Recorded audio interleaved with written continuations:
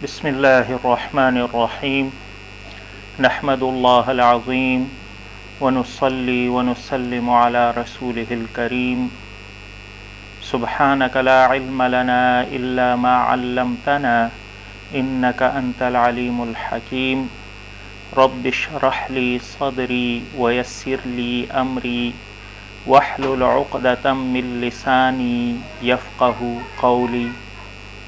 عزیز طلبہ، السلام علیکم ورحمۃ اللہ وبرکاتہ۔ آج ہمارا موضوع سورۃ البقرہ رکوع نمبر 14 آیت نمبر 113 تا 121 کا ترجمہ اور تشریح ہے۔ تو شروع کرتے ہیں۔ اعوذ باللہ من الشیطان الرجیم، بسم اللہ الرحمن الرحیم۔ وقالت اليهود ليست النصارى على شيء وقالت النصارى ليست اليهود على شيء وهم يتلون الكتاب۔ وقالت اور کہا، الیہود یہودیوں نے، لیست النصارى نہیں ہے نصارہ، علی شیء کسی چیز پر، یعنی دین پر، کسی دین پر۔ وقالت النصارى اور کہا نصارہ نے، لیست الیہود علی شیء نہیں ہے یہودی کسی چیز یعنی دین پر، وہم حالانکہ وہ، یتلون الکتاب سب تلاوت کرتے ہیں کتاب کی۔ اب اس کا بامحاورہ ترجمہ سماعت کیجیے۔ وقالت الیہود لیست النصارى علی شیء اور یہود نے کہا نصارہ کسی چیز یعنی دین پر نہیں ہے۔ وقالت النصارى لیست الیہود علی شیء اور نصارہ نے کہا کہ یہودی کسی دین پر نہیں۔ وہم یتلون الکتاب حالانکہ وہ کتاب پڑھتے ہیں۔ کذالک اسی طرح، قال الذین کہا ان لوگوں نے، لا یعلمون جو علم نہیں رکھتے، مثل قولہم ان جیسی بات۔ کذالک قال الذین لا یعلمون مثل قولہم اسی طرح ان لوگوں نے ان جیسی بات کہی جو علم نہیں رکھتے۔ فاللہ پس اللہ تعالی، یحکم فیصلہ کرے گا، بینہم ان کے درمیان، یوم القیامت قیامت کے دن، فیما جس میں، کانوا وہ سب تھے، فیہ اس میں، یختلفون اختلاف کرتے تھے۔ فاللہ یحکم بینہم یوم القیامت فیما کانوا فیہ یختلفون پس اللہ تعالیٰ ان کے درمیان قیامت کے دن فیصلہ کرے گا جس بات میں وہ اختلاف کرتے تھے۔ اس آیت کی وضاحت کچھ یوں ہے کہ یہودی اور نصارہ ایک دوسرے پر الزام تراشی کرتے رہتے تھے اور دونوں ایک دوسرے کو باطل گردانتے تھے۔ عقیدے کے اعتبار سے یہودی قوم بہرحال توحید پرست تھی۔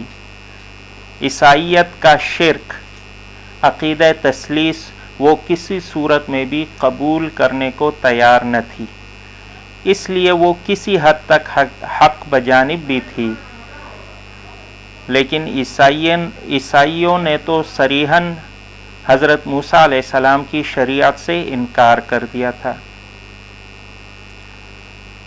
چنانچہ یہود اور نصارہ کا یوں ایک دوسرے کو باطل ٹھہرانا دونوں کے حق سے دور ہونے کا ثبوت تھا، کیونکہ دونوں ہی انبیاء بنی اسرائیل پر نازل شدہ صحیفوں کے مجموعہ تلاوت کرتے تھے، جسے موجودہ دور کی اصطلاح میں عہد نامہ عتیق اولڈ ٹیسٹمنٹ کہا جاتا ہے، اور دونوں گروہ اس کے مقدس ہونے کے قائل ہے۔ اس کے باوجود یہ اللہ تعالیٰ کی دی ہوئی سچائی کی پیروی کرنے کے بجائے ایک دوسرے کے بتلان پر مصر رہتے تھے، اور اس کی ایک مثال یہ ہے کہ جب وفد نجران حضور صلی اللہ علیہ وسلم کی خدمت میں حاضر ہوا تو اس وقت یہود کی جماعت بھی وہاں آ گئی، اور دونوں فریق نے ایک دوسرے کو جھوٹا اور گمراہ کہا، اور ہر ایک نے کہا کہ مخالف فریق کے مذہب میں ذرہ برابر صداقت نہیں۔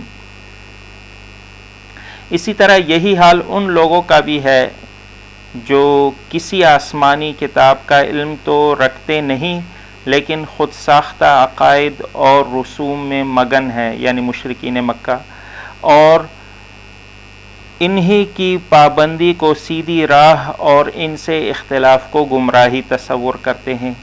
ان لوگوں میں عرب کے مشرکین اور دوسرے باطل پرست شامل ہے جو حضور صلی اللہ علیہ وسلم کی صداقت کے باوجود اسلام قبول نہیں کرتے۔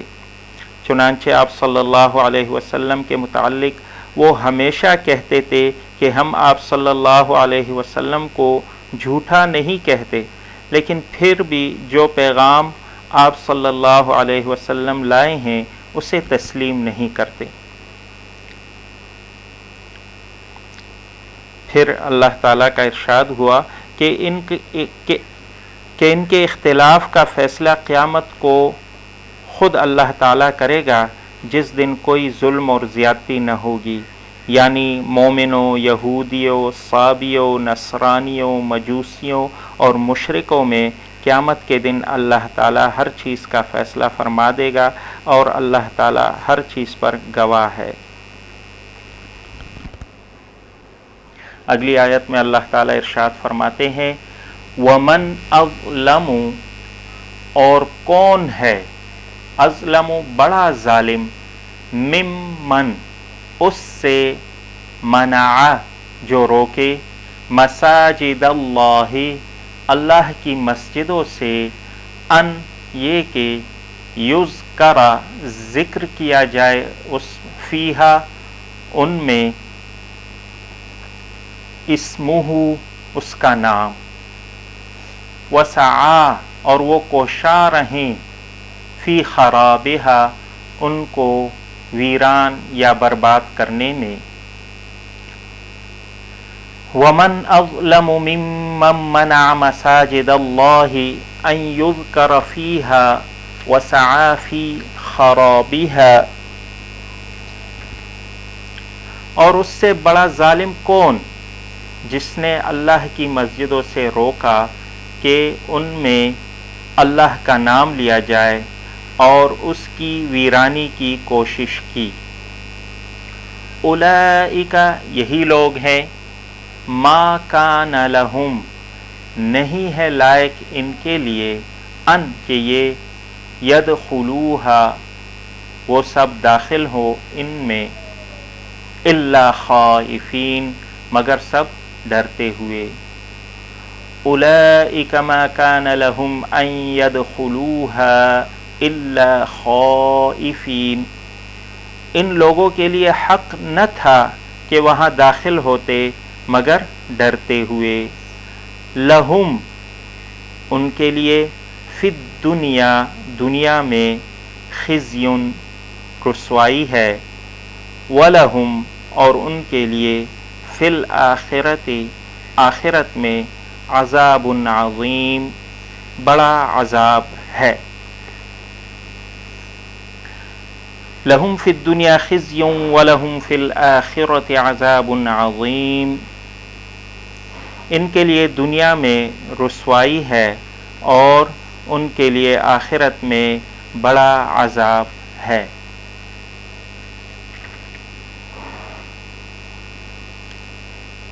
اس آیت میں اللہ تعالیٰ ارشاد فرماتے ہیں کہ اس شخص سے زیادہ کا ظالم کون ہوگا جو اللہ تعالیٰ کی مسجدوں میں ذکر و عبادت کرنے سے روکے اور انہیں بیاباد بنانے کی کوشش میں لگا رہے۔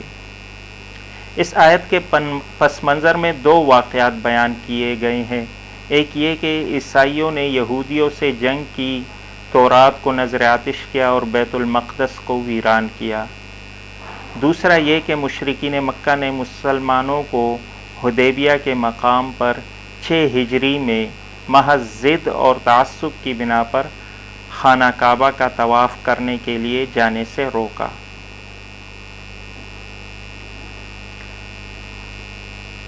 مسجد کو ویران کرنے کا خیال تک بھی دل میں لانا گناہ عظیم ہے۔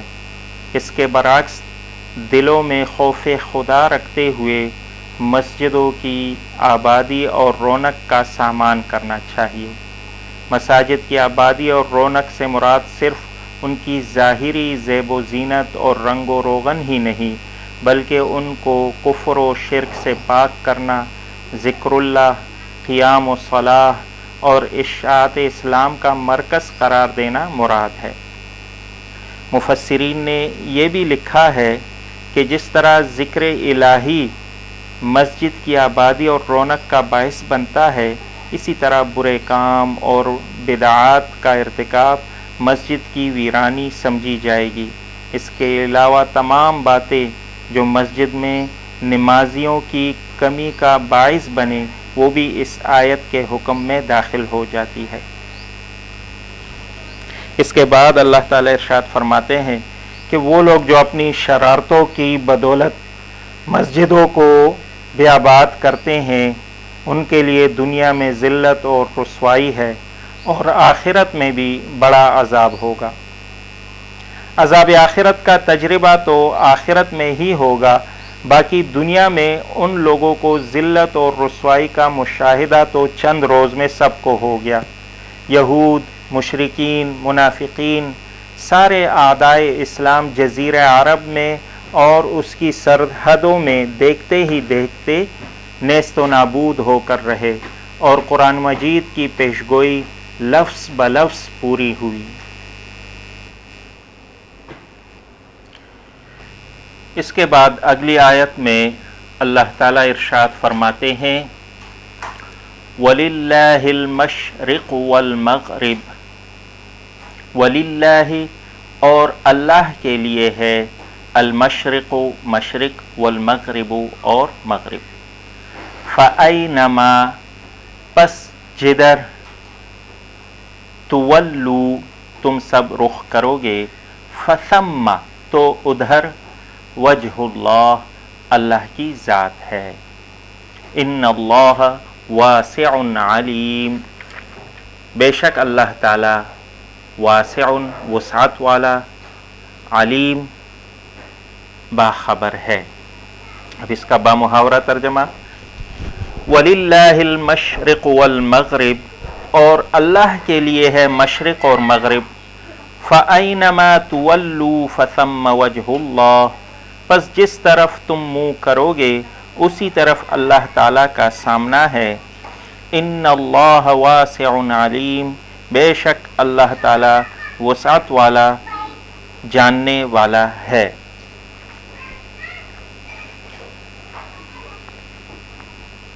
یعنی جس طرف بھی رخ کرو گے اللہ کی ذات وہاں موجود ہے، اور تم جہاں بھی جاؤ اللہ کو موجود پاؤ گے۔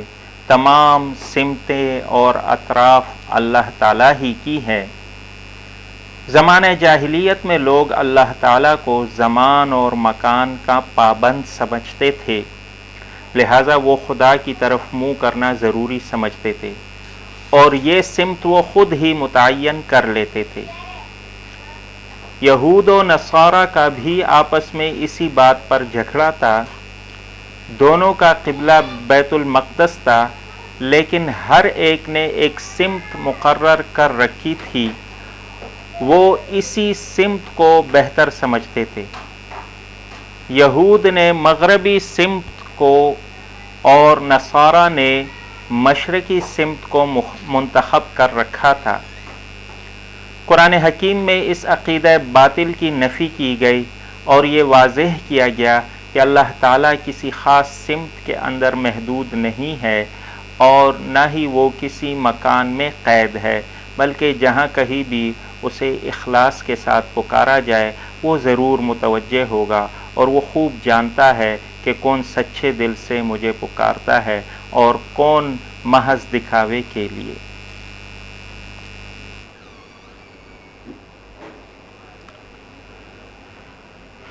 اس کے بعد اگلی آیت میں اللہ تعالیٰ کا ارشاد ہے وَقَالُوا اتَّخَذَ اللَّهُ وَلَدًا سُبْحَانَهُ وَقَالُوا اور ان سب نے کہا اتخذ اللہ اللہ رکھتا ہے ولدن اولاد سبحانہ وہ پاک ہے بل لہ ما فی السماوات والارض بلکہ اسی کا ہے جو آسمانوں میں ہے اور زمین میں، کل تمام، لہو اسی کے لیے، قانتون فرمابردار ہیں۔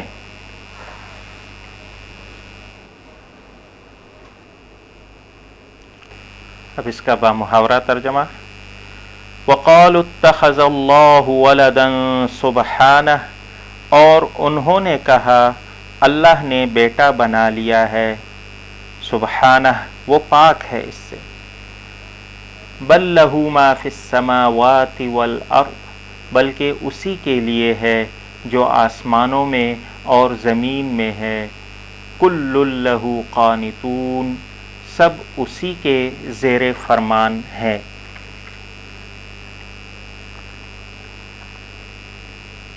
عیسائیوں میں ایک اور گمراہی پائی جاتی تھی کہ اللہ تعالیٰ نے حضرت عیسیٰ علیہ السلام کو اپنا بیٹا بنا رکھا ہے۔ عیسائیوں کی طرح یہود بھی اسی گمراہی میں مبتلا ہے، وہ اسی قسم کے عقائد حضرت عزیر علیہ السلام کے بارے میں رکھتے ہیں۔ مشرکین عرب بھی فرشتوں کو خدا کی بیٹیاں تصور کرتے ہیں، حالانکہ اللہ تعالیٰ کی اولاد تو کوئی ہو ہی نہیں سکتی۔ یہ عقیدہ شرک کی بدترین شکل ہے۔ اللہ تعالیٰ مشرکین کے اس طرح کے تمام بیہودہ تصورات سے پاک ہے، اسے ان باتوں کی احتیاج نہیں کہ اسے اپنی نسل آگے پھیلانا مقصود ہو یا وہ انسانوں کی طرح اولاد رکھنے کا خواہش مند یا محتاج ہو۔ اگلی آیت میں ارشاد ربانی ہے بدیع السماوات آسمانوں کا موجد ہے، والارض اور زمین کا، وَإِذَا اور جب، قضى وہ فیصلہ کر لے، امراً کسی کام کا، فَإِنَّمَا تو بے شک، یقول وہ کہتا ہے، لہو اس کو، کن ہو جا، فیکون تو وہ ہو جاتا ہے۔ بدیع السماوات والارض وہ پیدا کرنے والا ہے آسمانوں کا اور زمین کا، وَإِذَا قَضَى أَمْرًا فَإِنَّمَا يَقُولُ لَهُ كُن فَيَكُونُ اور جب وہ کسی کام کا فیصلہ کرتا ہے اسے یہی کہتا ہے ہو جا، تو وہ ہو جاتا ہے۔ ابداع میں بغیر کسی سابقہ نمونے اور بغیر کسی اوزار کے کسی چیز کے پیدا کرنے کا مفہوم پایا جاتا ہے۔ یہ صفت خالقیت صرف اللہ تعالیٰ کے ساتھ ہی مخصوص ہے۔ غیر اللہ کسی چیز کو بنانے میں مادے کا بھی محتاج ہوتا ہے اور اوزار کا بھی، جس طرح ایک معمار مکان کی تعمیر میں اینٹ، ریت، بجری کا بھی محتاج ہے اور اپنے مخصوص اوزاروں کا بھی۔ ان دونوں کے بغیر وہ اپنے فن کا اظہار نہیں کر سکتا، لیکن اللہ تعالیٰ ہر چیز کو نیست سے ہست میں لانے کے لیے کسی چیز کا محتاج نہیں۔ وہ جب کچھ پیدا کرنا چاہتا ہے تو ادھر اس کا ارادہ ہوتا ہے اور ادھر وہ چیز معرض وجود میں آ جاتی ہے۔ اس کے بعد اگلی آیت میں اللہ تعالیٰ کا ارشاد ہے وَقَالَ الَّذِينَ لَا يَعْلَمُونَ وَقَالَ اور کہا الَّذِينَ ان لوگوں نے جو لا نہیں یعلمون علم رکھتے ہیں لولا کیوں نہیں یکلمنا بات کرتا ہے ہم سے اللہ او یا تأتینا کیوں نہیں آتی ہمارے پاس آیہ کوئی نشانی کذالک اسی طرح قال الذین کہا ان لوگوں نے جو من قبلہم ان سے پہلے تھے مثل قولہم ان کے قول کے مانند تشابہت بالکل ایک جیسے ہیں قلوبہم ان کے دل قد بینا تحقیق ہم نے بیان کر دی ہے الآیاتی نشانیاں لقوم اس قوم کے لیے جو یوقنون وہ سب یقین رکھتے ہیں. اب اس آیت کا بامحاورہ ترجمہ سماعت کیجئے. وقال الذین لا یعلمون اور جو لوگ علم نہیں رکھتے انہوں نے کہا لولا یکلمنا اللہ او تأتینا آیہ اللہ ہم سے کلام کیوں نہیں کرتا یا ہمارے پاس کوئی نشانی کیوں نہیں آتی. کذالک قال الذین من قبلہم مثل قولہم اسی طرح ان سے پہلے لوگوں نے ان جیسی باتیں کہی. تشابہت قلوبہم ان کے دل ایک جیسے ہو گئے. قد بینا الآیات لقوم یوقنون ہم نے یقین رکھنے والے لوگوں کے لیے نشانیاں واضح کر دی ہے.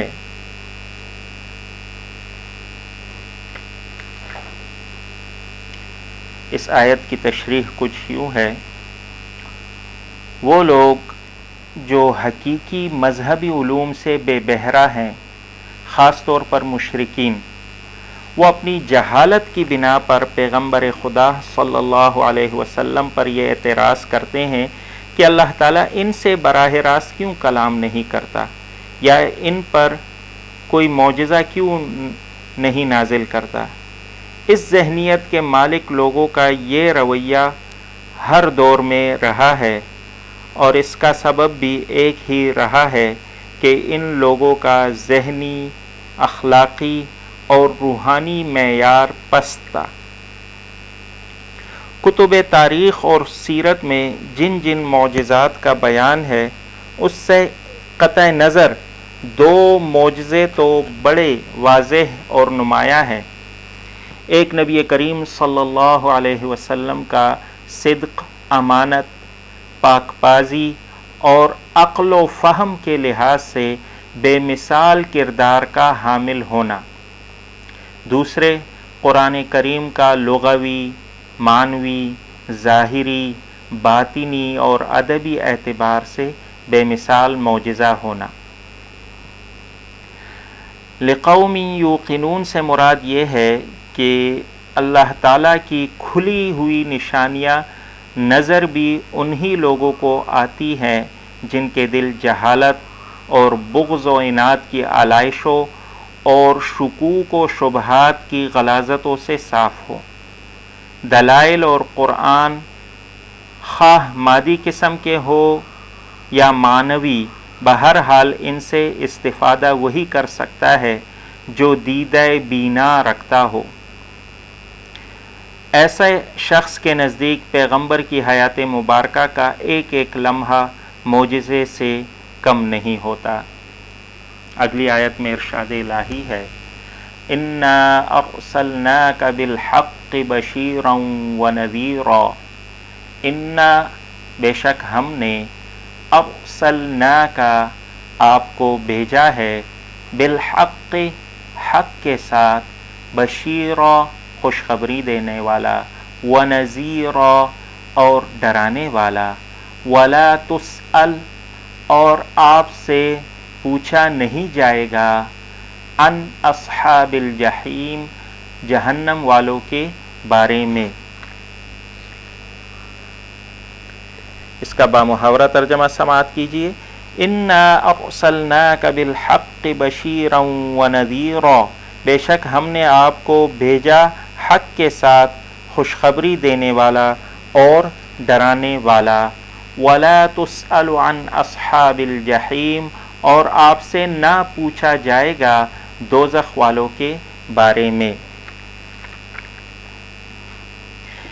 اس آیت میں نبی کریم رؤوف الرحیم صلی اللہ علیہ وسلم کی ذمہ داری متعین فرما دی گئی ہے، وہ یہ کہ آپ صلی اللہ علیہ وسلم کو اللہ تعالیٰ نے دین حق کے ساتھ مبعوث فرمایا ہے، اور آپ صلی اللہ علیہ وسلم کا کام ہے کہ نیک لوگوں کو ان کے اعمال صالحہ کے بدلے اچھے انجام کی خبر دے، اور بروں کو ان کے اعمال بد کے بدلے انجام بد سے ڈرائیں۔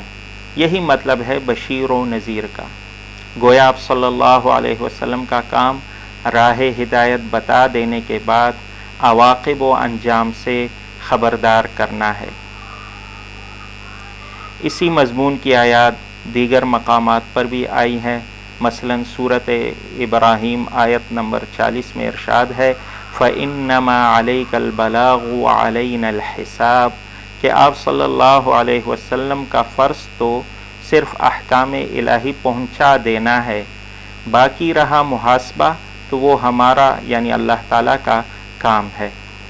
یعنی آپ ان کے ایمان نہ لانے کے ذمہ دار نہیں ہے۔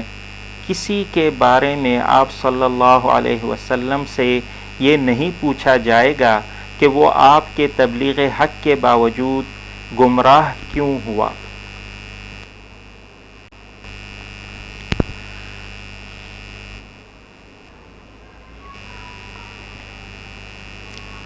اگلی آیت میں اللہ تعالیٰ کا ارشاد ہے وَلَن تَرْضَىٰ، اور ہرگز راضی نہ ہوں گے عَنْکَ آپ سے الیہود یہودی، وَلَن نَصَارَىٰ اور نہ ہی نصرانی، حتیٰ جب تک تتبع آپ پیروی نہ کریں ملتہم ان کا دین۔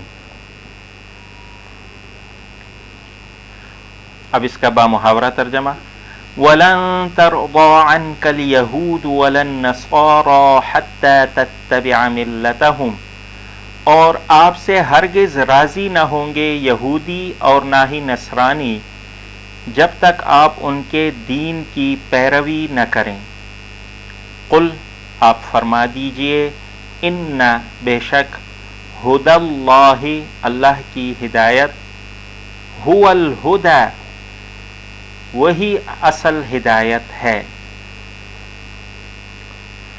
قل ان ہدی اللہ هو الہدی، بے شک آپ فرما دیجئے کہ بے شک اللہ کی ہدایت وہی حقیقی ہدایت ہے۔ وَلَئِنْ اور اگر اتبعت آپ نے پیروی کی اہواءہم ان کی خواہشات کا بعد الذی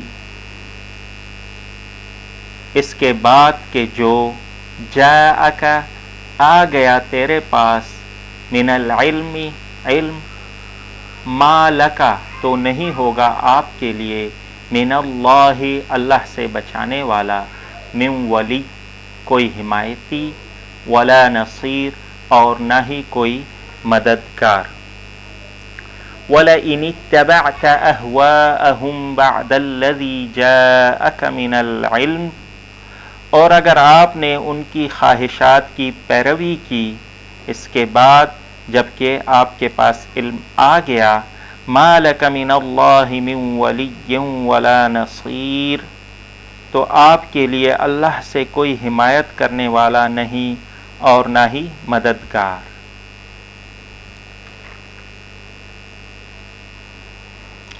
اس آیت میں اللہ تعالیٰ نبی کریم صلی اللہ علیہ وسلم کو فرماتے ہیں یہود و نصارہ کی ناراضگی کا سبب یہ نہیں کہ وہ سچے طالب حق ہیں اور آپ صلی اللہ علیہ وسلم نے ان کے سامنے حق کو واضح کرنے میں کوئی کمی کی ہے، لہٰذا انہیں راضی کرنے کی فکر چھوڑ دیں، کیونکہ جب تک آپ صلی اللہ علیہ وسلم ان کے جیسے رنگ ڈھنگ نہ اختیار کر لیں، دین کے ساتھ وہی معاملہ نہ کرنے لگیں جو خود یہ کرتے ہیں، اور عقائد و اعمال کی انہی گمراہیوں میں مبتلا نہ ہو جائیں جن میں یہ مبتلا ہے، اس وقت تک ان کا آپ سے راضی ہونا محال ہے۔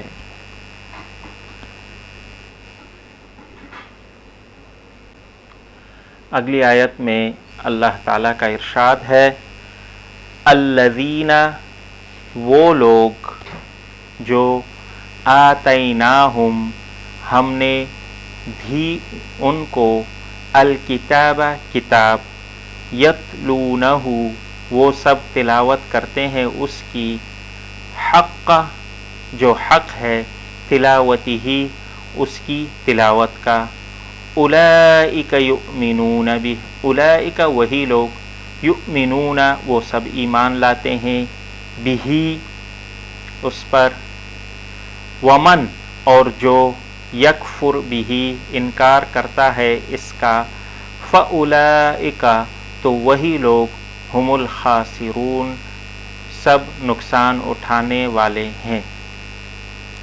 الذین آتیناہم الکتاب یتلونہ حق تلاوتہ، ہم نے جنہیں کتاب دی وہ اس کی تلاوت کرتے ہیں جیسا کہ اس کی تلاوت کرنے کا حق ہے، اولئک یؤمنون بہ، وہی اس پر ایمان رکھتے ہیں، ومن یکفر بہ، اور جو اس کا انکار کرے، فاولئک هم الخاسرون تو وہی خسارہ پانے والے ہیں۔ اس آیت کی وضاحت کچھ یوں ہے، اس آیت میں جو فرمایا گیا ہے الذین آتیناہم الکتاب، یعنی وہ لوگ جنہیں کتاب دی گئی ہے، یہاں اس سے مراد اصحاب رسول صلی اللہ علیہ وسلم ہیں۔ حضرت عمر فاروق رضی اللہ تعالیٰ عنہ فرماتے ہیں کہ حق تلاوت یہ ہے کہ جنت کا ذکر کرتے وقت سوال جنت ہو اور جہنم کے ذکر کے وقت اس سے پناہ مانگی جائے۔ حضرت عبداللہ ابن مسعود رضی اللہ تعالیٰ عنہ فرماتے ہیں حلال اور حرام کو جاننا، کلمات کو ان کی جگہ رکھنا، ہیر پھیر نہ کرنا وغیرہ ہی تلاوت کا حق ادا کرنا ہے۔ حضرت حسن بصری رحمۃ اللہ علیہ فرماتے ہیں کہ کھلی آیتوں پر عمل کرنا، متشابہ آیتوں پر ایمان لانا، مشکلات کو علماء کے سامنے پیش کرنا، حق تلاوت کے ساتھ پڑھنا ہے۔ حضرت عبداللہ ابن عباس رضی اللہ تعالی عنہما کے نزدیک حق اتباع بجا لانا بھی مراد ہے۔ بعض مفسرین کے نزدیک اس آیت میں اہل کتاب کے صالح عنصر کی طرف اشارہ ہے کہ یہ لوگ دیانت اور راستی کے ساتھ اس کتاب کو پڑھتے ہیں، اس لیے جو کتاب اللہ کی روح سے حق ہے اسے حق مان لیتے ہیں۔ گویا یہاں یہ بتایا جا رہا ہے کہ اگر اہل کتاب ضد، نفسانیت اور ہٹ دھرمی ترک کر کے خلوص نیت سے کام لیں اور اپنی کتابوں کو نیک نیتی سے پڑھیں تو وہ قرآن حکیم اور رسول اللہ صلی اللہ علیہ وسلم کے من جانب اللہ ہونے کے قائل اور ایمان کی دولت سے مالا مال ہو جائیں گے۔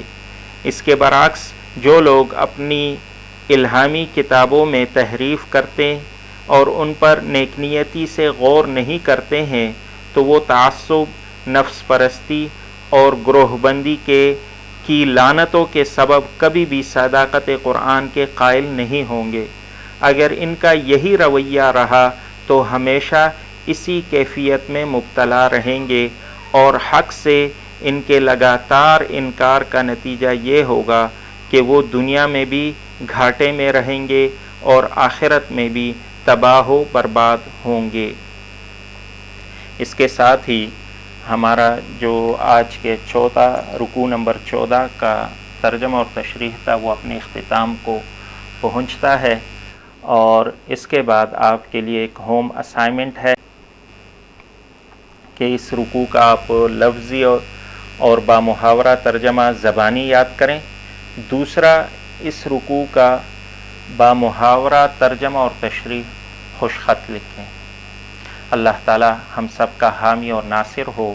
وآخر دعوانا ان الحمد للہ رب العالمین۔